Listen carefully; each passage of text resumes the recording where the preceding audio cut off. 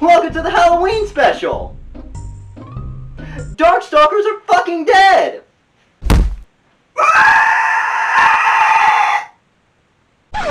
Hi, it's me, DavKav's from the future.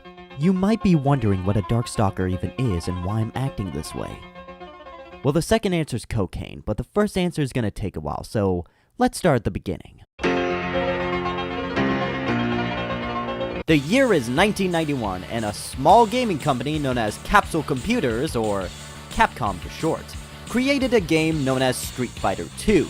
A game that was not only one of the best-selling games of all time, but something that revolutionized the fighting game genre. It helped spawn in games such as Mortal Kombat, Fatal Fury, Kasumi Ninja. Did that guy shoot fire out of his crotch? You might want to get that checked, cause that be gonorrhea. But during this renaissance, circa 1994, Capcom was brewing another fighting game, a sister series to the popular Street Fighter franchise, known simply as Vampire, or Darkstalkers in the Western regions. The game strayed away from the fighters around the world in favor of using monsters from different mythologies and movies such as Frankenstein and Dracula. And because of this concept, the team at Capcom were able to make this game more fantastical than they could ever do with Street Fighter, with inspirations coming from stuff like anime and, funny enough, Looney Tunes. And the result gave us a franchise with characters such as gun-toting Red Riding Hood, rock and roll zombie based on an Iron Maiden cover, kung fu action werewolf, and the most defining thing about this franchise: boobs. Just big old honka-donka-badunkas. I mean, there is a reason why everyone sees Morgan as the poster child of the franchise. Because we're all horny. However, the history of Darkstalkers is muddy, to say the least. If you want, I suggest you check out the Matt McMuscles and or KBash retrospective of the series, if you really want to know the full details of everything, link in the description below. But to make a long story short, Capcom did not know what to do with the series, practically did fuck all with it for the entirety of its existence, and hinged the entire franchise's fate on a port selling more than it could possibly receive. Now the series is just another name in the primordial Capcom graveyard next to Power Stone and Cyberbots. And the only appearances they have made over the years were either as guest characters in crossover titles, or as costumes for other games, so to reiterate what I said in the beginning, Darkstalkers are fucking dead, and we don't know if they're ever coming back. But during its existence, Darkstalkers managed to get different types of adaptations, such as comics, and anime OVA, but screw all that! Because we're gonna be talking about the American television series. Because it's not good. It's not good at all. Now join me, my fellow spooks and sporks. Why the fuck did I say sporks? As we take a dive into the scare-tacular shit show that is the Darkstalkers television series. Roll the intro! Anytime now. And...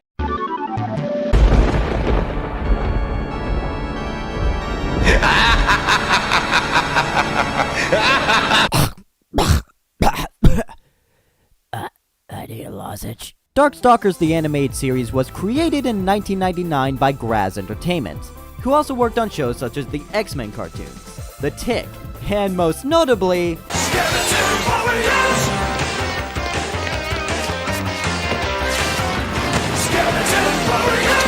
They also helped work on the first season of the Street Fighter cartoon, which is kind of fitting for what we're going to talk about. This is delicious! Now, the Darkstalkers TV show was only able to get 13 episodes before getting cancelled. And after this review, you'll see why that's the case. The show centered around the evil space alien Pyron trying to take over the Earth, which I do believe makes him the 20,000th alien to do so. By that combination, I think that earns you like a free coupon for one McNugget. In order to seed his rule, he requires the help of other monsters. This includes Dmitry Maximov, the last of the vampires, with eyes that magically reappear and disappear every single episode because the animators don't know what consistency is. More on that later. Then there's Morgan Einsland, a powerful succubus and witch? Who actually ones up the anime version of herself by actually having a Scottish accent.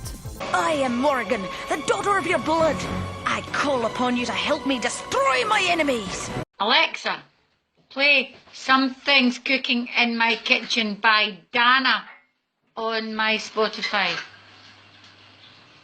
I can't find Something's Cooking in My Kitchen by Donna on Spotify. It's no fucking Donna. Fucking cow. Then there's Lord Raptor, who, no joke, half of his dialogue is just naming different songs. Well, another one bites the dust. Daddy takes the T-bird away, does he? Goodbye, yellow brick road. Hey, I'll do anything for love. And I love rock and roll. Anacharis, an ancient mummified pharaoh who has been relegated to the archetype known as the Dumb One. And Rutabaga said, "Hello, is this thing on?"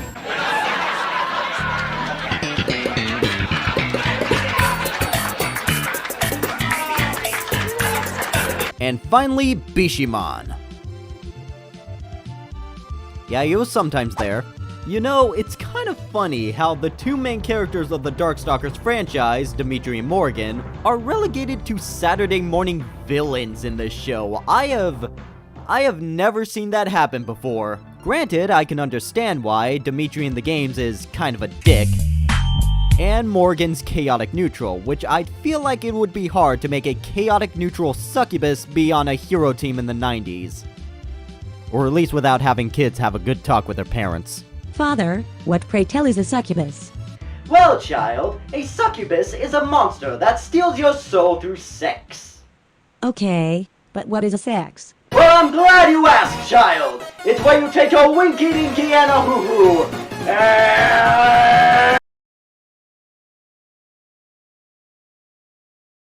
So if Morgan or Dimitri aren't the main protagonists of this series, then who is? Felicia? She's always been kind of the morally kind character in the franchise, so yeah, I think she'd fit the bill, but oh, my mistake. A girl leading a program for boys? Who'd think of that in the 90s? No. No. Instead, she's here to play exposition piece to the real protagonist.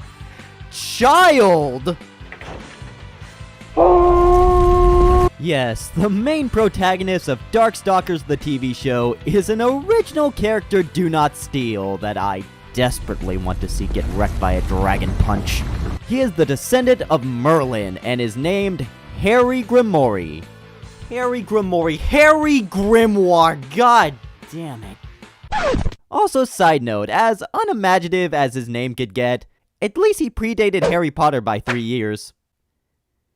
What I'm trying to say is J.K. Rowling is a hack. So Harrison must now join the fight against Pyron and his forces with the help of the aptly mentioned Felicia, Riku, the last of the mermen, who, no joke, everyone wants to bang. Oh, you're almost pretty. For a fish man.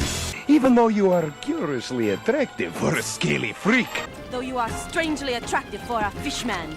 Even though you are curiously attractive for a fishman. What can I say? I'd fuck a fish. Then finally on the team, we have Victor von Gerdenheim, John Talbane, and Sasquatch. Yeah, they were there sometimes. Yeah, half of the game's cast don't really show up that much at all, and even in their own centric episodes, they'll somehow play second fiddle to the others. Seriously, this series feels more like the Dimitri and Morgan show more than Darkstalkers. But there's also other characters from the game that show up from time to time in the form of the Hunters. Like, for instance, Donovan Bain, who is just an asshole to everyone in the show. the Darkstalkers will fall before me. No, not Felicia! She is one of them, an enemy of humankind. They must all be destroyed. Everyone's a little bit racist sometimes. Doesn't mean we go around committing hate crimes. And Shenko, which took me a while to actually learn how to pronounce her goddamn name. She's one of the few characters that have both a backstory and a character arc in this show, which by all means makes her the best girl in this entire series. Oh yeah, and Huitzel showed up one time. Aliens, aliens, aliens, aliens, And that's about it for the original game characters. The show does have its own characters, such as Sasquatch's nephew, Dragon, Pyron's brother, who looks worse than Pyron. But because this was made before the third game in the series, we don't get the other well-known characters such as BB Hood, Lilith, or Jeddah, which is a crying shame, because I really wanted to see the Saturday morning equivalent to the fetus god. But with the characters they do have, I can safely say that their cartoon adaptations vary. Like, there's a lot of characters in this that look very much accurate to what they look like in the games, and then there's characters that are not even close. Or there are characters that take a lot of points and notes from the actual games themselves, in the sake of personality and backstory. And others had so many drastic changes to them that they feel like completely different characters. And by others, I mean Morgan. You see, in the games, Morgan is the adopted daughter of Belial, the ruler of the demon world Makai. And after his passing, she was then dubbed the ruler of this world. But instead of taking responsibility of her new position, she decides to pimp out of Makai to hang out in the human world. Because sure, ruling the underworld sounds sweet, but it can't beat free margarita night at McMinimans. You can't tell me what to do when you're dead, Dad! Now, even though she is a succubus that will flirt with goddamn anyone, she is not exactly evil. In fact, there are actually many times where she sides with the good guys if need be. And now take all that information and throw it right in the garbage, cause this is the animated series. Here, Morgan is actually the descendant of Morgan Le Fay, because of course she is. And the best way to truly describe her is, how can I put this lightly? Bitch. After all, I am Pyron's general. General? General nuisance is more like it. You couldn't eat a 6-story gargoyle if it sat in your lap. But if we're talking toast, perhaps you'd like some jelly. If you survive, I'll make you my pupil. If not, well, I guess life just isn't fair. I know it's not as romantic as being sealed in a rock, but I'm just gonna throw you off the cliff. Whoa, wait! Can we talk this over? No. Also, just wanted to add the fact that Pyron, Final Boss Pyron, the main antagonist of both this series and the 2 first games, is a total loser.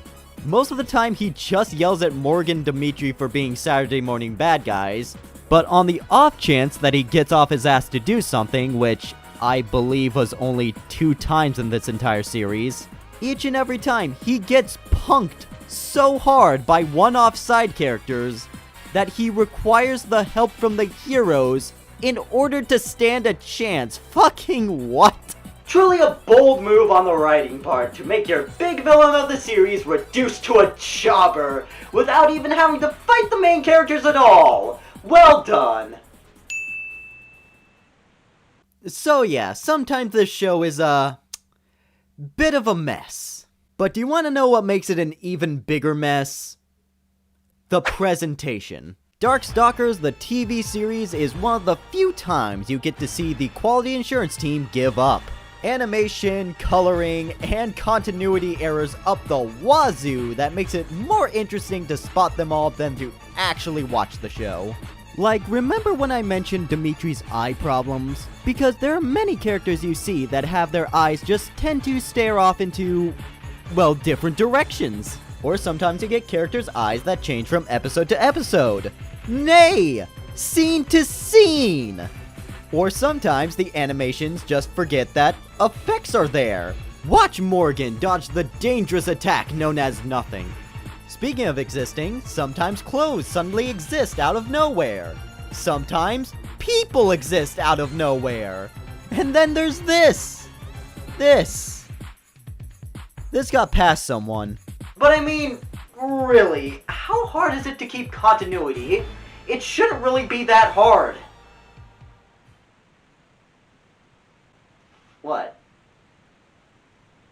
Darkstalkers is a show that plays it safe with the source material while being made out of brittle bones. It's generic as all hell, with the only charming trait is that the animators didn't give a rat's ass while making it. And yet, I have to admit, the fact that there's someone out there that made an attempt to make a show out of something like Darkstalkers, it's pretty fascinating. You don't really get a lot of shows based off of less than well-known games outside of Japan. So for that, I feel like it's at least worth a look over. That and the fact that the quality just shits the bed sometimes. Well, that was horrendous. And of course, if you find any other trash level media that I can continue my quest to suffer, let me know down in the comments below. Really make me suffer, guys. That is a threat. Well, I'm DavKav. This was a Trashfire. Happy Halloween to you all. I got nothing. Capcom, bring back Darkstalkers.